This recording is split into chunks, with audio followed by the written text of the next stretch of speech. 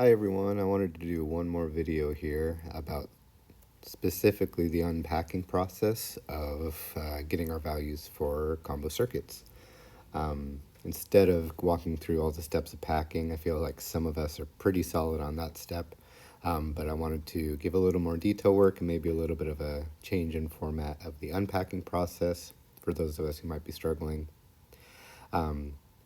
And it takes a little bit more writing out in the initial packing process, but it also helps us kind of illustrate what's going on, where these values go once they're in front of us. And I hope that it'll help us realize that each individual step is pretty simple once we can narrow in on it. So let's take two schematics. One's going to be this one you see in front of you, where the last step of the packing was in series, as we see over here. When we're done with that, we're going to look at this schematic here, where the last step is in parallel, as you see down here. And we'll see how there's not really fundamentally not much different between the two, but there's a common misstep that happens that I want to make sure that we work out. The big thing, and I would emphasize this as much as I can here, I don't think I can emphasize this enough, is that at every step of unpacking, every step of going back in reverse order from the way that we pack this, we only need to figure out the values that apply for the equivalent resistor that we had created at that step. And here's what I mean by that. The equivalent resistor that I had created at step 2 is RT. At step 2, I created an equivalent resistor of RT.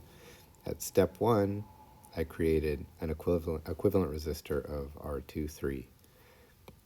And so when I'm solving for values at step 2, all I need to solve for is the value, the relevant value for RT. When I'm solving for 1, I'm looking for the relevant value for R23, and I'll tell you what I mean by that. Here in the schematic, we see that our values have already been taken into account. The packing process has already been done, but let's go ahead and fly through that really quickly. We see that in the packing process, R2 and 3 needed to be taken care of first, and so they are done in parallel to find equivalent resistor R23 at 20 ohms, which is going to be right here. Once that's done, R1, R23, and R4 are all solved in series to create our equivalent resistor RT, which is the last step that we can do. Now we're going in reverse order, and so that means I'm going to take care of step 2 first and then step 1. Once again, I'll say it again. All I need to solve for is the value that is important to us right now here at RT. What I'm going to do to solve for whatever value I need at RT, at that equivalent resistor, is I'm just going to look at how did I get here? I got here in series, and so since current stays the same in series, all I want to solve for is the current at RT. The way that I do that, and by the current at RT, I just mean the current flowing through RT, which if I'm solving for the current flowing through RT, that would just be IT. To solve for that, it's just Ohm's law over here. I take my ET at 100 volts, RT at 55 ohms, and I see that my IT, my total current, is 1.818182 amps. And so that's what this current is over here, 1.818182 amps. Now you've noticed that I've done something in this process here, is that at every step when I was creating my log, I also put the resistor values in. 60 ohms here, 30 ohms here. And next to the equivalent resistors I created, I'm showing their value as well, their equivalent resistive value. And so the reason why I do that is because it illustrates pretty clearly that I have two values now next to RT. So if I have two values at my equivalent resistor RT, that means I can solve for any other value here. All that I care about, though, is getting this second value here at RT, because it unlocks a second value for everything that made RT. Because remember, in series, current stays the same at every component. And at each of these steps, I'm just treating it as if it's its own, in a combo circuit, I'm just treating each of these steps as if it's its own mini circuit within a circuit. So I'm just treating step number 2 as if it's just a series circuit. And if it's just a series circuit, then this current, you and I know, is also going to be my total current for this mini circuit within a circuit. And current is the same at all points. So now all of a sudden I have my current value for R4, and my current value for R1, and my current value for R23. Each of those has 1.818182 amps. And if that means that each of these, R4, R1, and R23, now have two values. They've got their ohmic value and they've got their current. Now that I've got this taken care of, I'm going to go take a step up to step 1 now. All I care about at each of these stages is making sure that each of these resistors has two values. Once they have two values, I'm just going to go back to the next step above it. And then, as I said before, and I'll say again, my first step in this thing is to look and say, okay, what is my equivalent resistor? And that is what I'm going to solve for. I'm just going to solve for the relevant value at my equivalent resistor. The relevant value here, since this was created in parallel, is going to be voltage, because voltage stays the same at all of the components in parallel. And I'm treating this as if it's its own circuit within a circuit that is just a parallel circuit.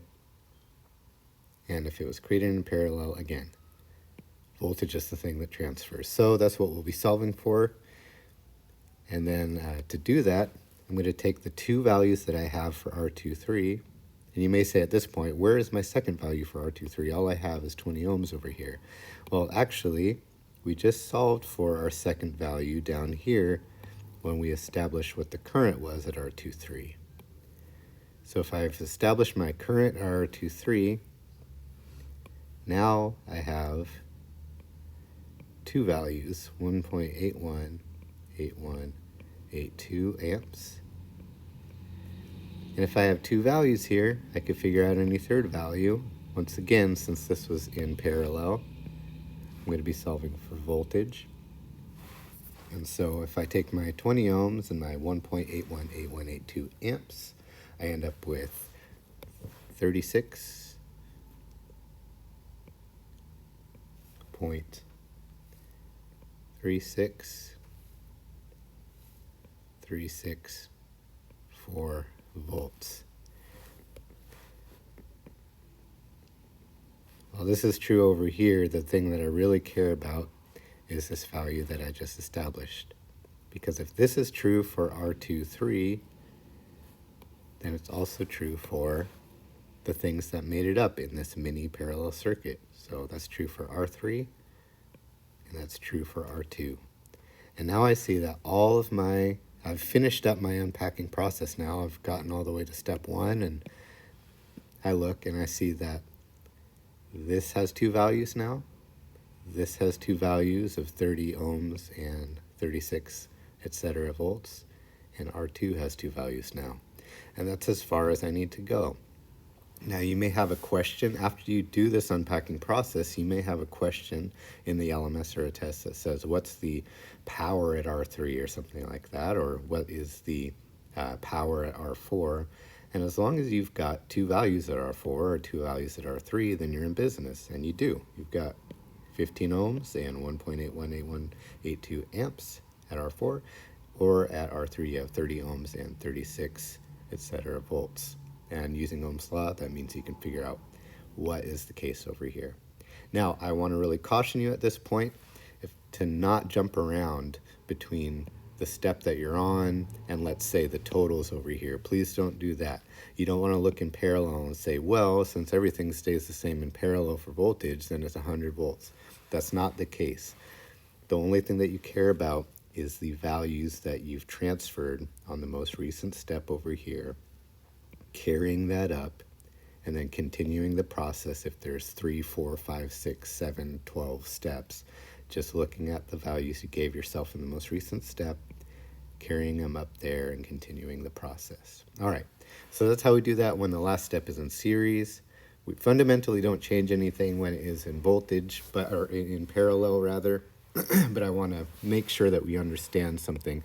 There is a step that we skip oftentimes when things are in parallel. But let's walk through this real quickly first, make sure we're solid on the packing process, and then we'll unpack it quickly. R2, R3 we see as the first step I got to do in series, which is what we did over here. R2, R3 in series gives us R2, 3 as an equivalent resistor at 20 ohms. Now that's going to be right here. That's going to replace R2 and R3 individually, so this is R2, 3 up here. And then, when that happens, the last step in this case is not going to be in series, it's going to be in parallel. I'm going to take R2, 3 in parallel with R4 and R5, just like I've done here. R2, 3 in parallel with R4 and R5 to create my final equivalent resistor, which is also RT.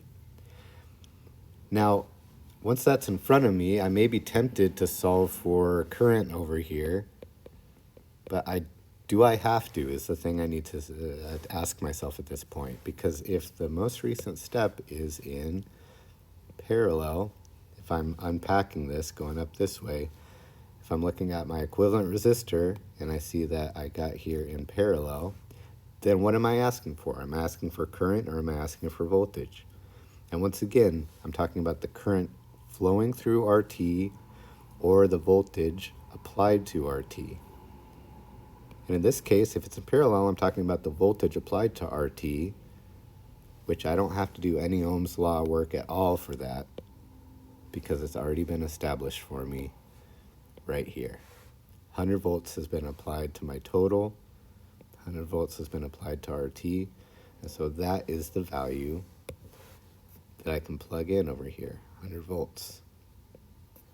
And since I'm treating this as its own mini circuit within a circuit, that's a little parallel circuit here, then I remember that 100 volts is true of R5, it's true of R4, and it's true of R2, 3, the resistor that we created for ourselves in the packing process. And then I look here and I see I've got 2 values here, 2 values here, 2 values here, 2 values here. So that means this step is all done. So I'm going to continue back up to step 1. And I'm going to look and see what is my equivalent resistor. What do I need to solve for? If I see in series and I'm solving for current, and I'm solving for the current going through R2, 3, my equivalent resistor. To solve for that using Ohm's law, I need 2 values. And I see over here that I've got 2 values because I solved for my voltage here at R2, 3. Since I solved for my voltage at R2, 3, I know I've got 100 volts. If I've got 100 volts there, then I can solve using 20 ohms and 100 volts. I can see that I've got 5 amps.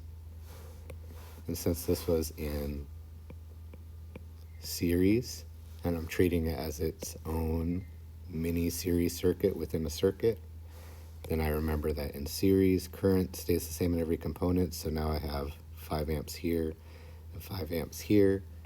That means I've got 2 values here, 2 values here, 2 values here. Now we're good to go. I hope this is helpful. Feel free to rewind and as many times as you need, and email me, keep in touch, and we'll make sure that we do whatever we need to do to feel comfortable about this going into the week. All right, thank you very much.